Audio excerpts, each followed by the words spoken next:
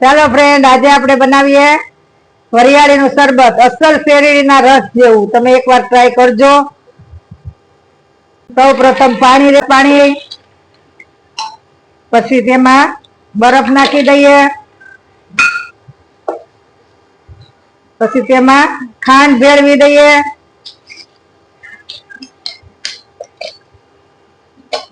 પછી વરિયાળીનો ભૂકો એડ કરી દઈએ, પછી એમાં થોડું લીંબુ એડ કરી દઈએ,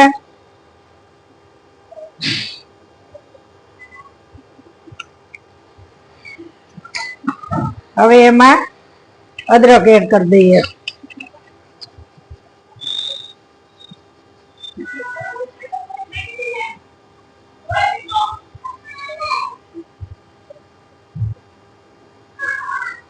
હવે આપણે જાર બંધ કરી દઈએ અને મિક્સર ચાલુ કરી દઈએ.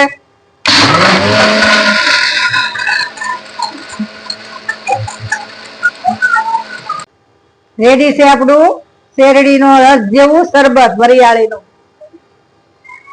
હવે આપણે તેને ગાળી લઈએ.